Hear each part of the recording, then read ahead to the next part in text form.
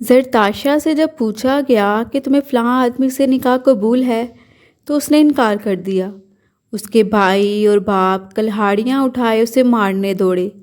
میرے والد جو اس شادی میں شرکت کرنے گئے تھے نے اس کی جان بخشی کا تاوان ادا کر کے اس سے نکاح کر لیا اور وہ ہمارے گھر آ گئی۔ ایک رات یہ دیکھ کر ہمارے تو ہوش اڑ گئے کہ ہم زمیندار لوگ تھے۔ میرے دادا نے کافی زمین چھوڑی تھی جس کے تنہا وارث میرے ابو تھے، کیونکہ دادا کی صرف ایک ہی اولاد نرینہ تھی۔ باقی اولادیں جو لونڈیوں باندیوں سے ہوئی ان کو وراثت میں کوئی حصہ نہیں ملا۔ یہاں یہی رواج تھا کہ جائیداد میں حصہ صرف اس اولاد کو ملتا جو خاندانی بیوی سے ہوتی، باقی لونڈیوں باندیوں اور کم حیثیت عورتوں سے اولاد کو وراثت میں کوئی حصہ نہ ملتا تھا۔ میرے والد کی شادی دادا جان نے 15 سال کی عمر میں کر دی تھی۔ اس وقت وہ شادی کے مفہوم سے بھی ناشنا تھے۔ میری والدہ میرے والد سے عمر میں تقریباً 10 سال بڑی تھیں۔ وہ میرے والد کی تایا زاد تھیں۔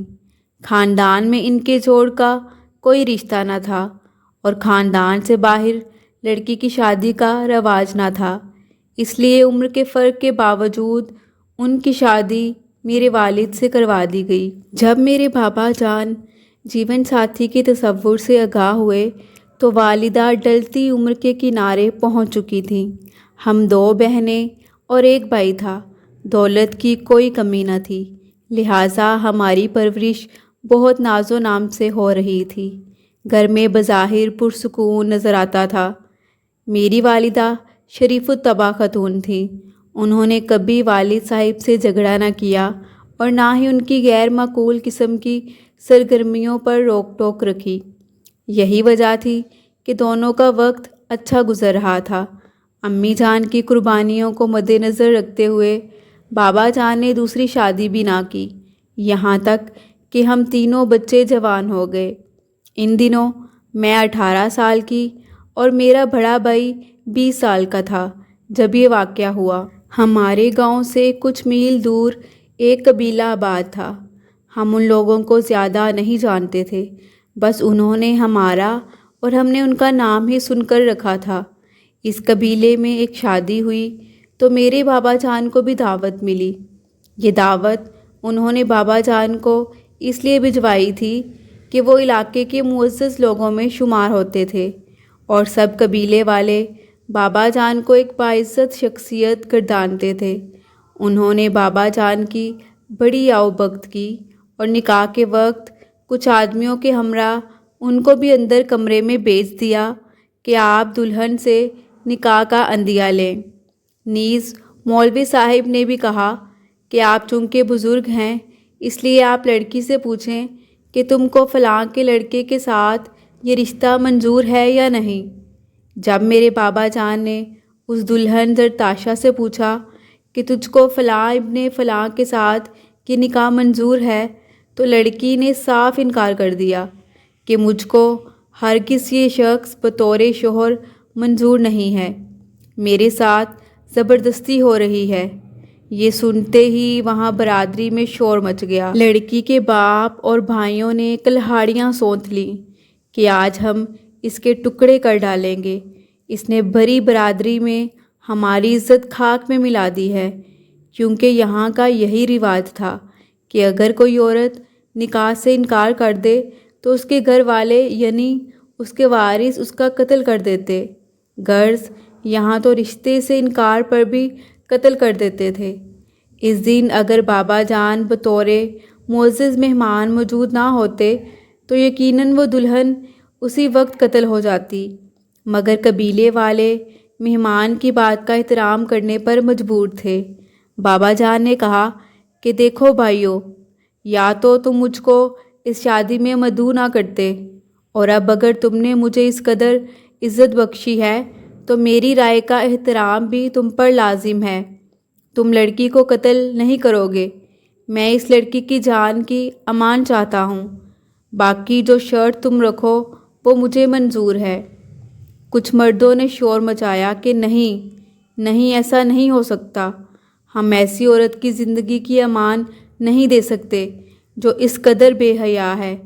اس کا قتل کیا جانا ہی ٹھیک ہے تاکہ آئندہ کوئی عورت اس قسم کی جرت دوبارہ نہ کر سکے۔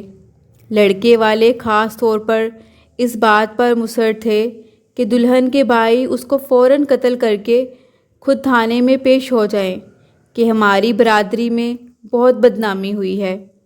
دلہن کے باپ نے کہا، غیرت مند کے لیے پھانسی کا پھندا شجاعت کا نشان ہوتا ہے، کم از کم برادری اور قبیلے والے تو ایسے مردوں پر فخر کرتے ہیں۔ باقی قانون کیا کہتا ہے اس کی ہم کو کوئی پرواہ نہیں ہے۔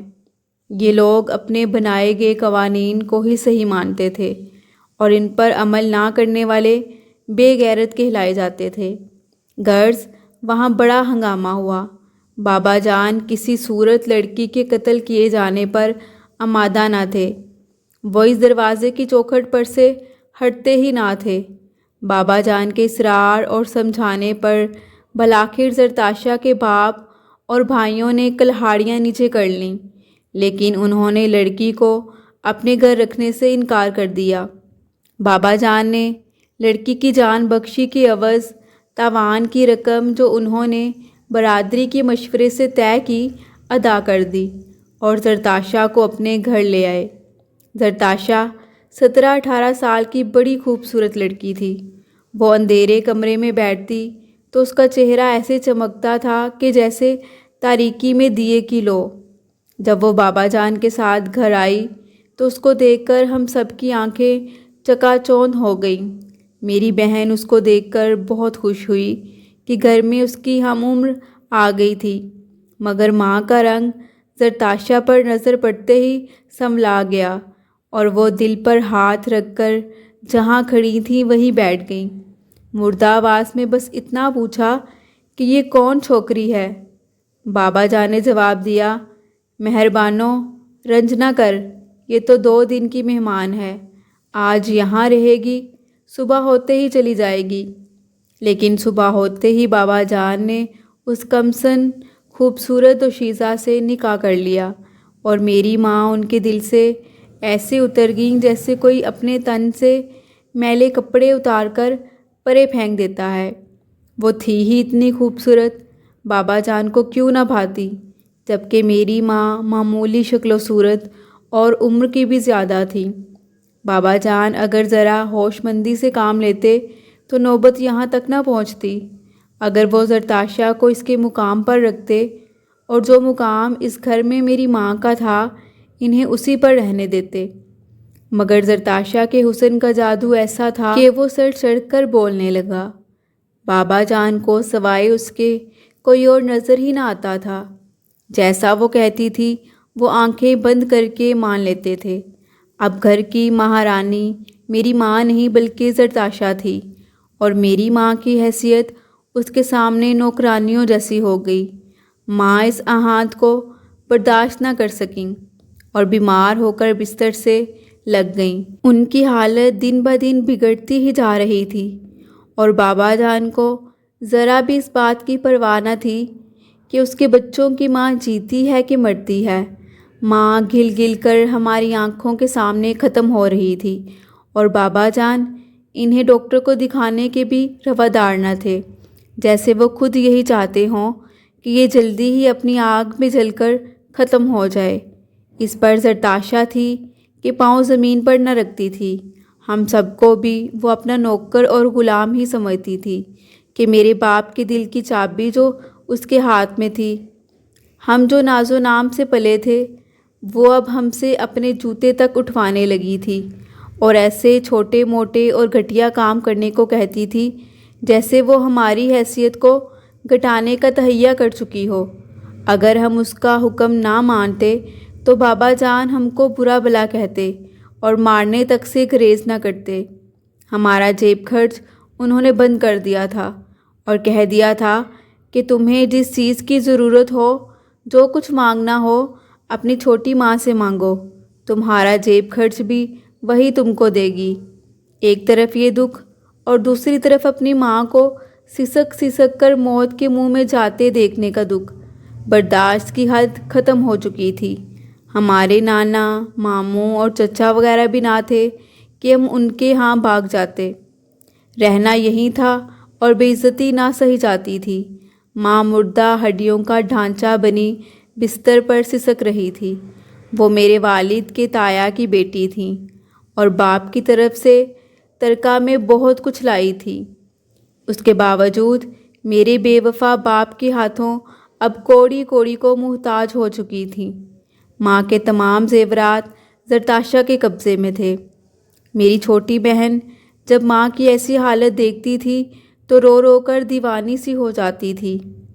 ایک دن بابا جان زمینوں کا حساب دیکھنے جا رہے تھے کہ انہوں نے مجھے اور میرے بھائی قاسم کو بھی اپنے ساتھ لیا اور کھیتوں پر آ گئے۔ ہماری زمین گاؤں میں تھی اور گھر 30-40 میل کے فاصلے پر تھا۔ بابا جان نے کہا کہ فصلوں کا حساب کتاب کرنا ہے اور مزاروں میں ان کا حصہ بھی تقسیم کرنا ہے، لہٰذا چند دن یہاں رہنا ہوگا۔ قاسم بھائی کہنے لگے کہ میری طبیعت کچھ خراب ہے، میرے پیٹ میں شدید درد ہو رہا ہے، میں واپس جانا چاہتا ہوں تاکہ جا کر ڈاکٹر کو چیک اپ کروا سکوں۔